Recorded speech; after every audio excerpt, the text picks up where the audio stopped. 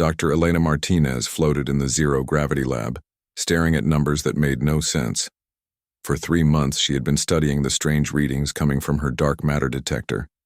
The machine was supposed to find invisible matter that filled most of the universe. But today, something was different. "Computer, run the test again," she said. The machine hummed. Green lights blinked. Then the screen showed the same impossible result. The dark matter was moving, not just drifting like it should, but responding to the quantum signal she was sending. Elena pushed off the wall and floated to her desk. She had been working alone on Earth's orbital research station for 2 years. Most other scientists thought her project was useless. The big alien races had tried to study dark matter for thousands of years and failed. Why would humans do better? But Elena had a theory. Maybe the aliens failed because they thought like aliens. Their minds worked differently than human minds. Their technology was based on what they could see and touch. Humans were different. Humans were good at finding new ways to solve old problems.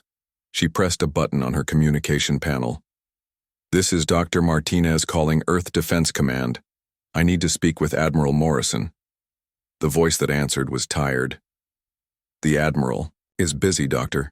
We have 3 pirate attacks happening right now. Tell him it's about the dark matter project. Tell him I found something." A long pause.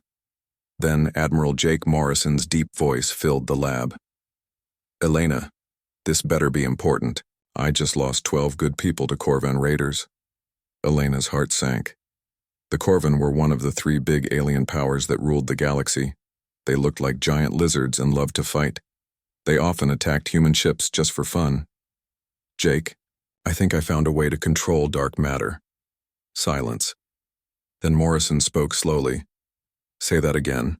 "Dark matter responds to quantum resonance patterns. I can make it move. I can make it change. The aliens never figured this out because their brains don't work like ours." Another long pause. "Elena, are you sure? Because if you're wrong, I just wasted time we don't have, and if you're right..." "If I'm right, we might have a chance." Morrison's voice got harder. "Send me everything. I'm coming up there personally." 3 days later, Admiral Morrison docked at the research station. He was a big man with gray hair and tired eyes. He had been fighting to keep humanity alive in a galaxy that didn't want them for 20 years.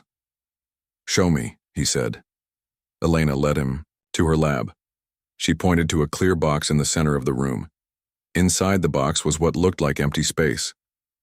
"There's dark matter in there," she said. "Watch." She pressed buttons on her control panel. Suddenly, the empty space began to glow. With a soft blue light, Morrison stepped closer. "What am I looking at?" "Dark matter becoming visible. I'm using quantum fields to make it interact with normal light." Elena's hands moved over the controls. The blue glow began to move, forming shapes. First a sphere, then a cube, then something that looked like a ship. Morrison's eyes went wide. "My God, it gets better." Elena pressed more buttons.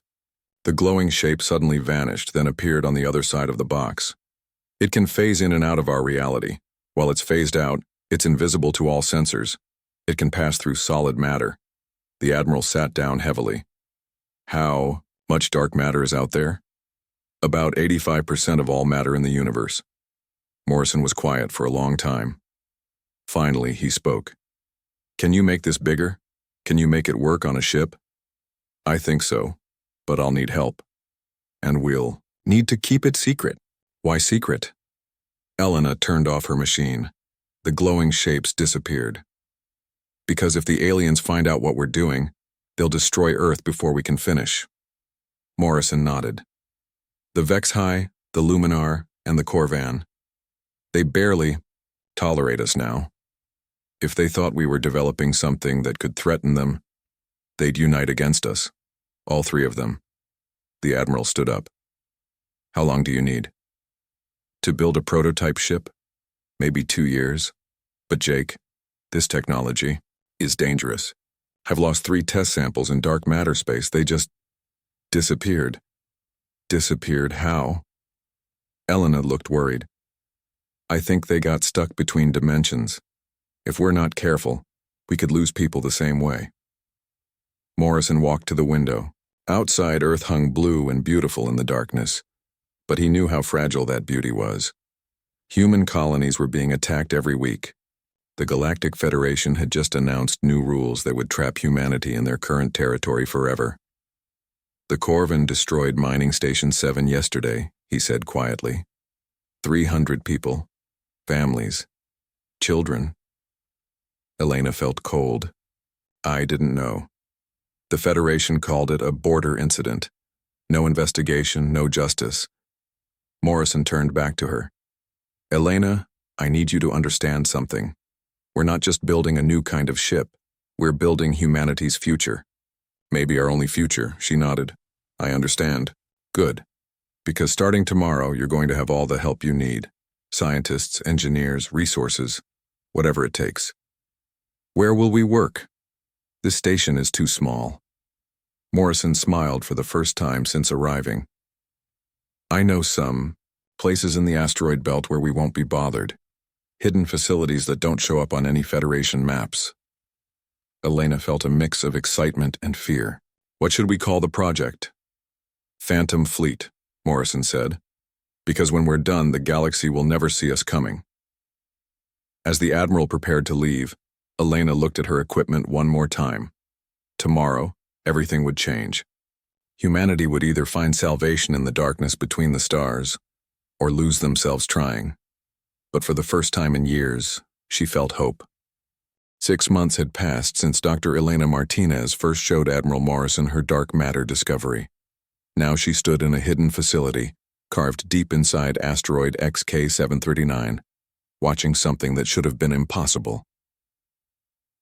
The EDS Nightfall hung in the construction bay looking like no ship ever built. Its hull was black as deep space, covered in strange patterns that seemed to shift when nobody was looking directly at them. The ship was smaller than normal warships, but Elena knew it packed more power than anything in the galaxy. Final systems, check complete, announced Chief Engineer Lisa Park. She was a short woman with bright red hair who had been working 18 hours a day for months. All dark matter generators are stable. Elena nodded and looked at her tablet. The readings were perfect, but she still felt nervous. 3 prototype ships had been lost during testing.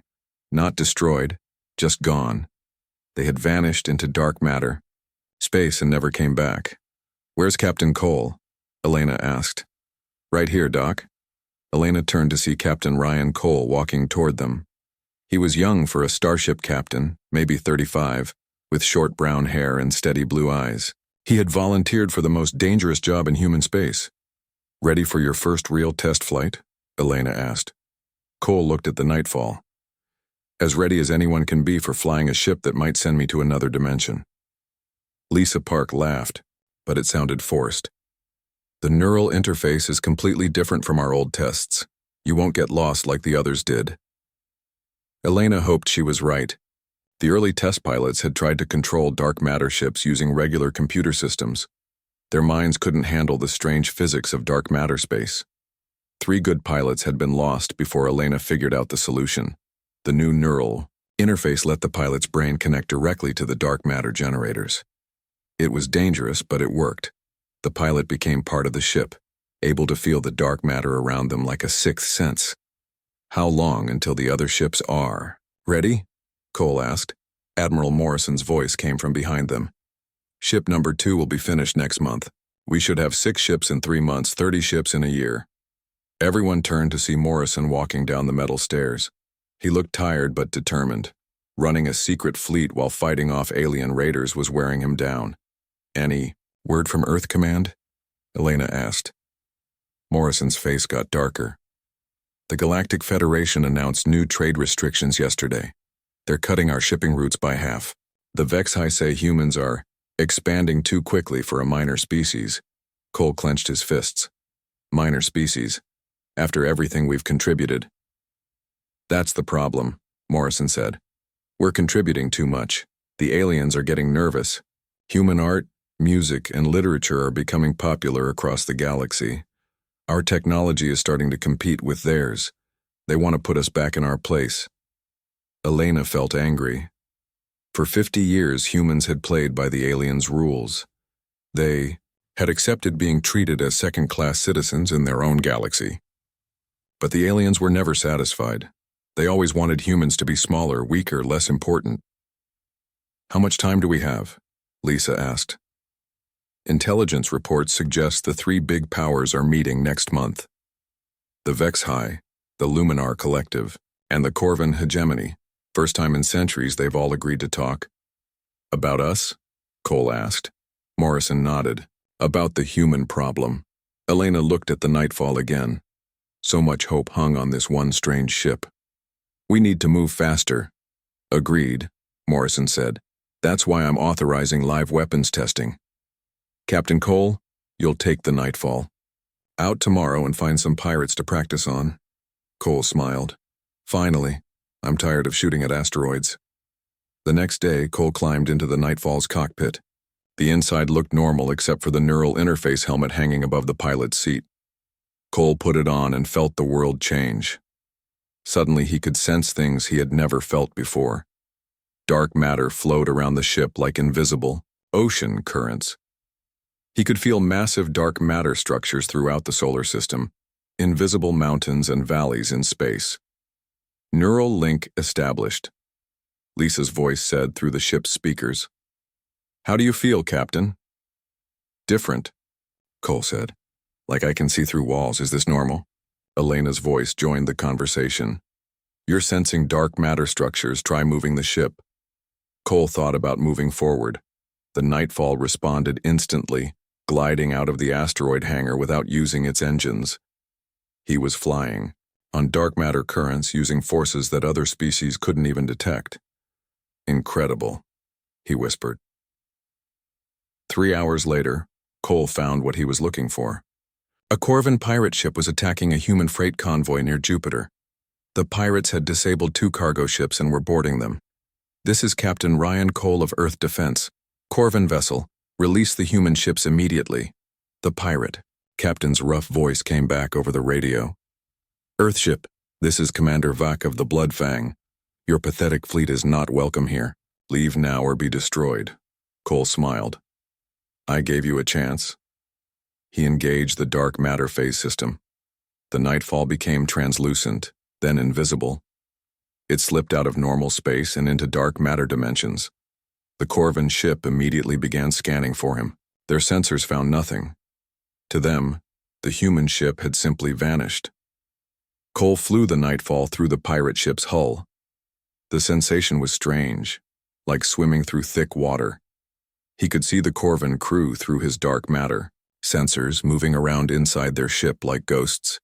He positioned the Nightfall directly inside the pirate ship's engine room and phased back into normal space. The explosion was spectacular. The Corvan engines couldn't handle having another ship materialize inside them. The Bloodfang broke in half, its crew scrambling for escape pods. Cole phased out again and appeared next to the surviving escape pods. His voice came over all frequencies. "This is Earth Defense. Tell your friends what happened here. Tell them that humans are done being prey." Back at the hidden base, Morrison watched the mission reports with satisfaction. The Nightfall had destroyed an enemy ship without taking any damage. More importantly, it had done so in a way that was completely impossible to defend against. "How many more ships can we build?" he asked Elena. "With our current resources? Maybe 50. But Jake, we need to be careful. This technology is powerful, but it's not unlimited. The pilots need special training. The ships require rare materials. And every time we phase into dark matter space, we risk losing people." Morrison nodded. "I understand, but we're running out of time. Intelligence says the aliens are planning something big, something that involves all human colonies." Elena felt a chill. "What kind of something?" "The kind that ends with Earth becoming a museum and humans becoming pets." That night, Elena stood alone in her lab, looking at the dark matter readings on her screen. Humanity had stumbled onto something incredible, a type of physics that gave them power beyond imagination. But with that power came terrible responsibility. Tomorrow, they would start training more pilots. Next week, They would launch 2 more ships. In a year, they would have a fleet that could challenge the greatest powers in the galaxy. She just hoped they would be ready in time. Commander Beth Taylor floated in the cockpit of her reconnaissance ship, the EDS Shadow, watching something that made her blood run cold. Through her dark matter sensors, she could see 3 massive alien fleets gathering at the edge of human space. 2 years had passed since the Phantom Fleet project began.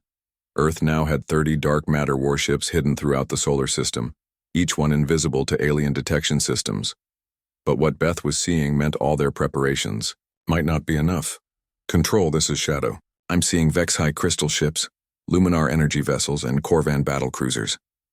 All in the same location. Dr. Elena Martinez's voice came through the secure channel. How many ships, Beth? Over 300. Maybe more. The 3 big powers have never worked together before. Beth adjusted her sensors. Control, they're not fighting each other. They're planning something. Back at the main command base, Admiral Morrison stood beside Elena, both of them staring at the tactical display. The alien fleets formed a triangle around human space, positioned to attack from 3 directions at once. They're going to divide us up, Morrison said quietly. Like slicing a pie. Elena felt sick. Intelligence reports have been suggesting this for months. The Vex-High want our biological resources. The Luminar want to study human creativity. The Corvan just want us gone. And together, they can take everything we've built. Morrison turned to Captain Cole, who had just entered the command center. Ryan, how many ships do we have combat ready? 30 dark matter warships, all fully operational.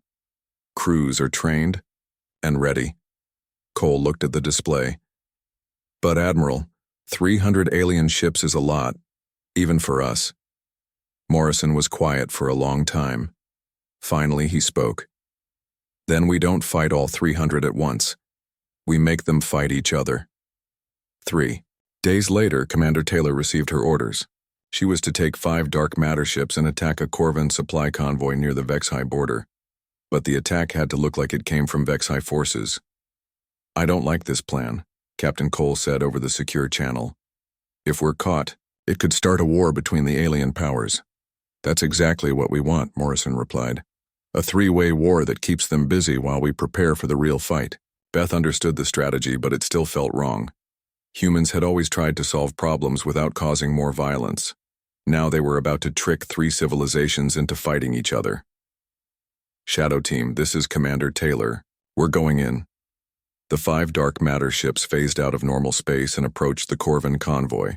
Beth could see 12 heavy freighters carrying weapons and supplies, protected by 6 warships. The Corvan crews had no idea death was coming. Remember, we need to make this look like a Vex-High attack, Beth said. Use their weapon signatures and fighting patterns. The dark matter ships phased back into normal space, but remained invisible to Corvan sensors. They opened fire with modified weapons that mimicked Vex-High crystal technology. To the Corvan, it looked like their ancient enemies had launched a surprise attack. The battle was over in minutes. 18 Corvan ships destroyed. No survivors. Beth felt no satisfaction in the victory. These weren't pirates or raiders. They were soldiers following orders just like her. But 2 hours later, her feelings changed. The attack worked exactly as planned. Corvan forces immediately launched a counterattack against Vex-High positions. The crystal ships fought back, thinking the lizard people had broken their peace treaty. Within a week, the Luminar Collective joined the fighting, claiming both sides had violated their territory. The 3-way war Morrison wanted had begun. Phase 1 complete, Morrison announced to the assembled dark matter fleet commanders. The alien powers are fighting each other instead of preparing to attack us. But this won't last long. Eventually, they'll figure out what really happened. Elena looked worried. Our intelligence suggests they have maybe 2 months before they realize humans were behind the attacks. After that, they'll unite against us again. Then we have 2 months to get ready for the biggest fight in human history, Cole said. Morrison nodded. Operation Darkstorm begins now. We're going to show the galaxy what happens when you threaten humanity. The plan was ambitious and dangerous. 30 dark matter warships would launch simultaneous attacks on military targets across all three alien powers. The attacks would reveal humanity's secret weapon, but also prove that Earth was now strong enough to stand against anyone. Captain Cole led the attack on the Corvan home system. His ship, the Nightfall, appeared directly above the capital city without warning. The Corvan defense fleet scrambled to respond, but their weapons couldn't hit what they couldn't see. Cole's attack was precise and terrifying. He destroyed 3 military space stations while leaving all civilian areas untouched. Then he broadcast a message on all frequencies. This is the Earth Defense Force. The age of alien domination is over. Leave human space alone, or face the consequences. Similar attacks happened across Vexi and Luminar territory. Dark matter ships appeared from nowhere, struck military targets with impossible precision, then vanished. The aliens had never seen anything like it. Panic spread through the 3 empires. Their scientists couldn't explain the new human ships. Their military leaders couldn't develop countermeasures against invisible enemies. Their politicians couldn't ignore the fact that humanity had become the strongest force in the galaxy overnight. Commander Taylor led the final attack of Operation Dark Storm. Her target was Harmony Point, the neutral space station where alien diplomats met. She wasn't there to destroy anything. She was there to deliver a message. The shadow materialized directly inside the station's main conference hall. Alien diplomats from a dozen species screamed and ran as the dark matter warship appeared in the middle of their meeting. Beth activated the ship's external speakers. Representatives of the Galactic Federation. Humanity requests a formal audience. We have matters to discuss.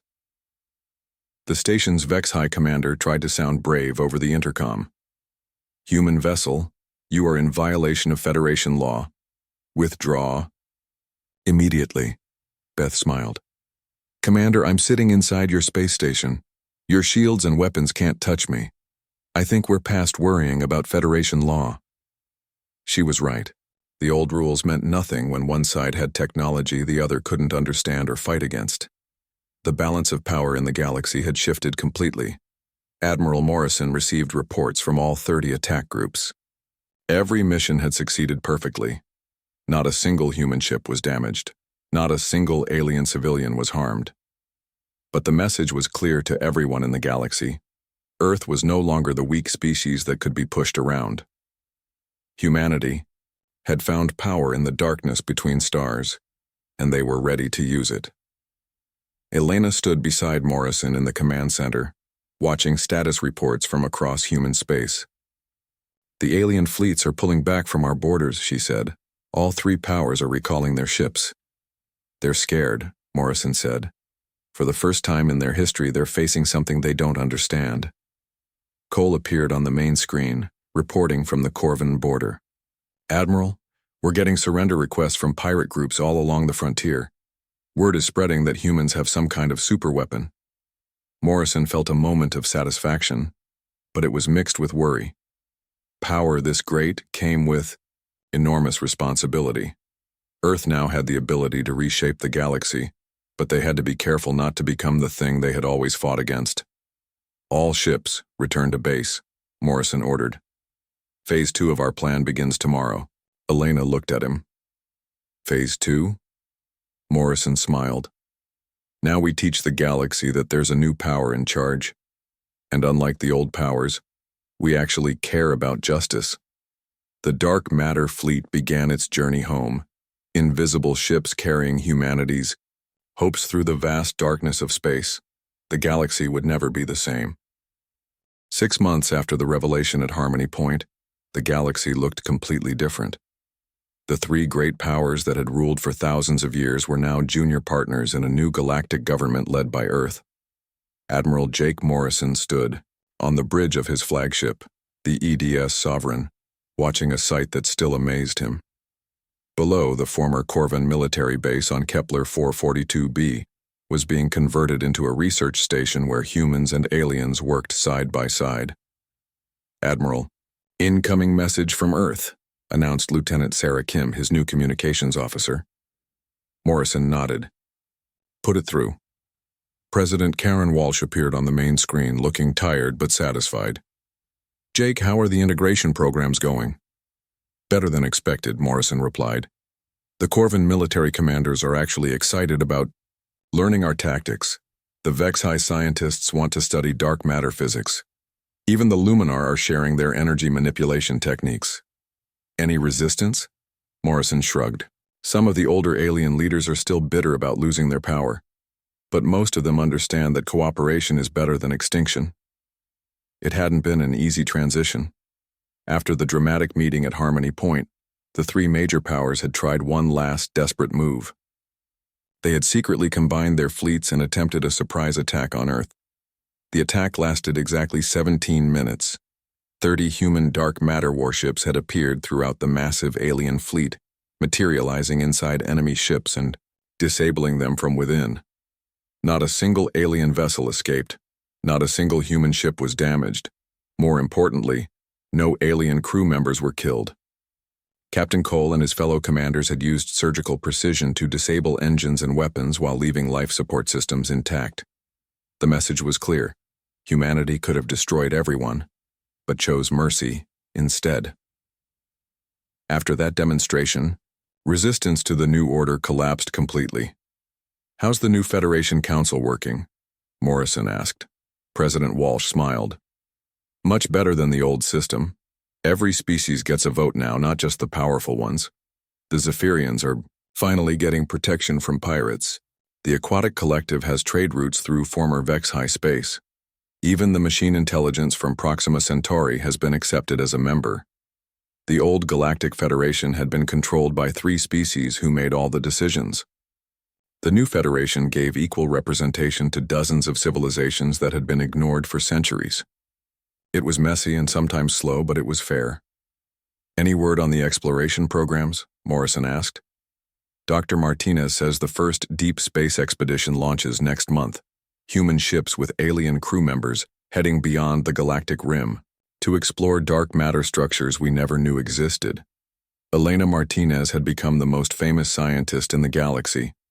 Her Dark Matter Research Institute on Luna was training researchers from dozens of species. The technology that had won humanity the war was now being shared to benefit everyone.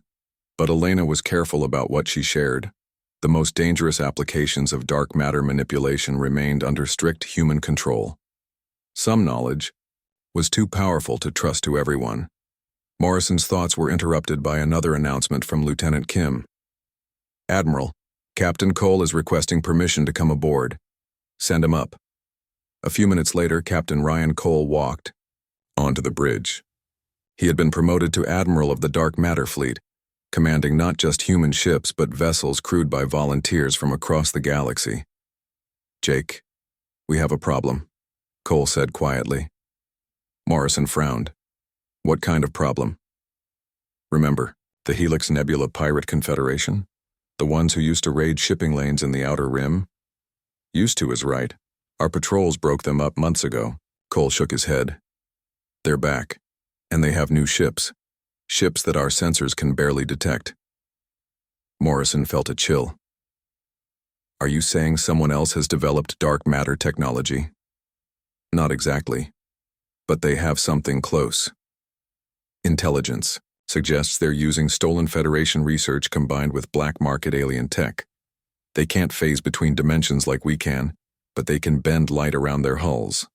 President Walsh, still on screen, looked concerned. "How dangerous are they?" "Dangerous enough," Cole replied. "They hit a civilian convoy yesterday. 12 ships destroyed, 300 people killed, and we couldn't track them afterward." Morrison was quiet for a moment. This was exactly what he had feared. Humanity's revelation of dark matter technology had started an arms race. Other groups were trying to develop similar capabilities. "What do you need?" he asked Cole. "Permission to hunt them down. All of them. Before they get strong enough to threaten major shipping lanes." Morrison nodded. "You have it. Take whatever ships you need." After Cole left, President Walsh spoke again. "Jake, are we making a mistake? Sharing our technology, I mean. Maybe we should have kept it all secret." Morrison looked out at the research station below, where human and alien scientists were working together on projects that would have been impossible alone. No, Karen. Secrets are what got the galaxy into trouble in the first place. The old powers hoarded knowledge and used it to control others. But what if someone develops technology that can challenge us? Then we'll deal with it the same way. We deal with everything else. Together. Morrison was right to be confident. Over the past 6 months, humanity had proven that their strength came not just from dark matter ships, but from their ability to unite different species toward common goals. The Vex-High crystal technology made human ships stronger. Luminar energy. Systems made them faster. Corvan tactical knowledge made their crews more effective. By working together, the new alliance was becoming more powerful than any single species could be alone. 3 weeks later, Admiral Cole led a joint task force against the Helix Nebula pirates. The fleet included human dark matter ships, Vex-High crystal cruisers, and Corvan battle groups. It was the largest combined operation in galactic history. The pirates' stolen stealth technology was impressive, but it wasn't enough. Human ships could phase between dimensions to track them. Vex-High sensors could detect their energy signatures. Corvan commanders knew how to fight enemies who tried to hide. The final battle took place in the asteroid field where the pirates had built their hidden base. Cole's flagship, the EDS Phantom, materialized directly inside the pirate command center while Allied ships surrounded their fleet. "This is Admiral Ryan Cole of the Galactic Defense Force," he announced on all frequencies. "You are surrounded. Surrender now and you will be treated fairly. Continue fighting and you will be destroyed." The pirate leader, a scarred Corvan named Krex, made the mistake of trying to fight back. His stolen ships were no match for the combined fleet. Within an hour, the entire Confederation was either captured or destroyed. But Cole took no satisfaction in the victory. During the battle, they had discovered something troubling in the pirates' database. Records of meetings with unknown aliens from beyond the galactic rim, species that had been watching the recent changes in human space with great interest. "Admiral Morrison," Cole reported from the captured pirate base, "we may have a bigger problem than we thought. These pirates weren't working alone. Someone from outside the galaxy has been helping them." Morrison felt his blood run cold. Outside the galaxy? The record suggests there are civilizations in other galaxies that see our rise to power as a threat. They've been secretly supporting pirate groups and rebel movements trying to destabilize our new government. The implications were staggering. Humanity had just finished uniting their own galaxy when they discovered they might face enemies from beyond the stars themselves. But as Morrison stood on his bridge, surrounded by crew members from a dozen different species, he felt ready for whatever came next. The galaxy had learned an important lesson over the past year. When different civilizations worked together, they could overcome any challenge. "All ships, return to base," Morrison ordered. "We have planning to do." Outside, in the vast darkness between galaxies, dark matter currents carried more than just energy. They carried information, signals, and ships from civilizations so ancient and powerful that humanity's recent achievements were barely noticeable. But those distant civilizations had made a critical error in their calculations. They had assumed that Earth's rise to power was the same as the old galactic empires, built on conquest and domination. They were wrong. Humanity's strength came from something the ancient powers had never learned: the ability to turn enemies into allies, to find unity in diversity, and to share power instead of hoarding it. The galaxy stood united for the first time in its history. And united, it would face whatever challenges came from the darkness between the stars. Admiral Morrison smiled as he looked at the mixed crews working throughout his ship. Humans, Vex-High, Luminar, Corvan, and dozens of other species all working toward the same goal. The age of human dominance was over before it really began. The age of galactic cooperation had taken its place. And that, Morrison knew, would prove to be humanity's greatest victory of all. The galaxy was in chaos. For 3 weeks, mysterious attacks had struck military installations across all 3 major powers. No one could see the attackers coming. No one could fight back against invisible enemies. Fear spread through alien space like wildfire. On the Vex-High homeworld, Crystal beings gathered in their great halls, their bodies flickering with nervous light. They had ruled part of the galaxy for 10,000 years, but now they faced something beyond their understanding. The Luminar Collective, beings made of pure energy, pulsed with confusion in their floating cities. Their technology could scan across dimensions, but these new attackers existed in spaces their sensors couldn't reach. Even the warrior Corvin, who feared nothing in battle, found themselves looking over their shoulders. Their massive war fleets felt helpless against enemies who could appear and disappear at will. President Karen Walsh sat in her office on Earth, reading reports that would have seemed impossible a year ago. The three most powerful civilizations in the galaxy were begging for a meeting with humanity. "They're actually scared of us," she said to Admiral Morrison, who stood beside her desk. "Good," Morrison replied. "Fear will keep them honest during negotiations." Dr. Elena Martinez entered the office carrying a tablet full of data. "The quantum disturbance readings are off the charts. Every time our ships phase in and out of dark matter space, it sends waves across the galaxy. The aliens can detect the R waves, but they can't figure out where they're coming from." President Walsh stood up. "How long before they figure out it's us?" "Maybe days, maybe weeks," Elena said. "But it doesn't matter. We're ready for the next phase." Morrison nodded. "All 30 ships are in position around Harmony Point. The alien delegates won't know what hit them."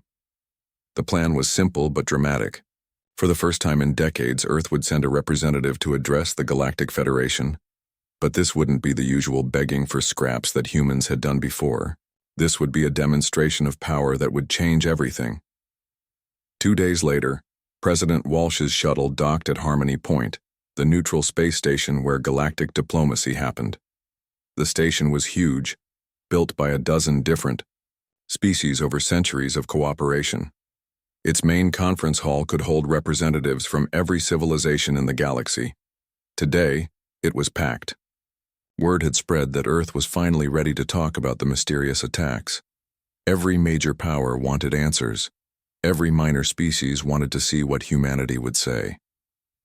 Walsh walked into the conference hall wearing a simple blue dress that made her stand out among the exotic aliens around her. She was 50 years old with gray hair and steady eyes that had seen humanity's darkest hours.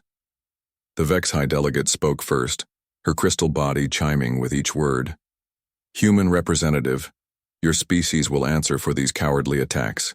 Using invisible ships to strike without warning is not honorable warfare." The Luminar delegate pulsed with angry light. "The quantum disturbances from your weapons are disrupting our energy fields across 3 star systems. This aggression must stop." Commander Vrak of the Corvan delegation slammed his clawed fist on the table. "Humans have hidden like cowards, while others fight openly. Show yourselves and face our fleets in honest battle." President Walsh stood quietly while the alien delegates demanded explanations. She waited until the room fell silent, then pressed a button on her communication device. "Admiral Morrison, please join us." The alien delegates looked confused. No other ships had been detected approaching the station. The docking bays were empty except for the presidential shuttle. Then Captain Cole's voice filled the conference. Hall through hidden speakers. "Harmony Point Control, this is the EDS Nightfall requesting permission to dock."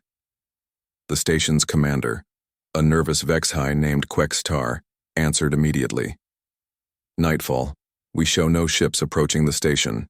Please identify your location." "We're right here." The Nightfall materialized directly inside the conference hall. The dark matter warship phased into normal space around the shocked delegates, its hull passing harmlessly through chairs and tables.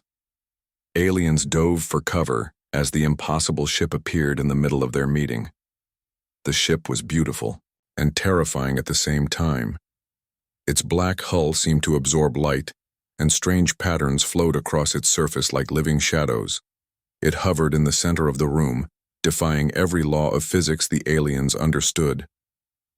"Ladies and gentlemen," President Walsh said calmly, "meet the future of warfare." Captain Cole appeared on the ship's external screens. "Sorry for the dramatic entrance. We wanted to make sure everyone could see us clearly." The conference hall erupted in shouting. Alien delegates demanded explanations in a dozen different languages. Some ran for the exits, Others tried to call their fleets for help. President Walsh waited for quiet, then began to speak. For 50 years, humanity has been treated as a minor species in this galaxy. We've been denied trade routes, restricted to poor star systems, and ignored when we asked for help. You told us we were too young, too weak, too primitive to deserve respect. She gestured toward the nightfall. You were wrong. Dr. Elena Martinez appeared on screen from Earth, surrounded by complex equipment. What you're seeing is the result of humanity's mastery over dark matter. While your species have spent thousands of years studying the 4% of the universe that you can see, we learned to control the 85% that you can't. The alien delegates stared in shock. Dark matter had been the greatest mystery in galactic science for millennia. Every civilization had tried and failed to understand it. Elena continued her explanation. Dark matter exists in dimensions parallel to normal space. Our ships can phase between dimensions, making them invisible to your sensors and able to pass through solid matter. We can appear anywhere, anytime, without warning. Commander Vrak of the Korvan stood up, his scaled hide turning. Pale. How many ships do you have? Admiral Morrison appeared on screen from his command center. Behind him, status displays showed 30 green dots positioned around the space station. Every major homeworld in the galaxy currently has multiple human warships in orbit. You can't see them, you can't detect them, and you can't fight them. The truth hit the alien delegates like a physical blow. Earth hadn't just developed a new weapon. They had achieved technology so advanced it made the rest of the galaxy obsolete overnight. The Vex High delegate's crystal body dimmed with fear. What do you want from us? President Walsh smiled. Respect, equality, an end to the restrictions you've placed on human expansion, and a complete restructuring of the Galactic Federation to give all species, not just the powerful ones, a voice in galactic affairs. And if we refuse? The Luminar delegate asked. The nightfall began to phase out of normal space, becoming translucent. Then you'll learn why it's a mistake to threaten humanity, Captain Cole said as his ship disappeared completely. The alien delegates sat in stunned silence. Everything they thought they knew about power in the galaxy had just changed. The weak species they had ignored for decades had become the strongest force in known space. President Walsh looked around the room. The age of the great powers is over. The age of cooperation begins now. We can do this the easy way with negotiation and compromise, or we can do it the hard way. She didn't need to explain what the hard way meant. Every alien in the room had seen what human dark matter ships could do. Admiral Morrison's voice came over the speakers one final time. The choice is yours, but choose quickly. Humanity has been patient for 50 years. Our patience is running out. Outside the conference hall, invisible human warships waited in the darkness between dimensions, ready to reshape the galaxy if necessary. The revelation was complete. The balance of power had shifted forever. And for the first time in galactic history, the future belonged to Earth.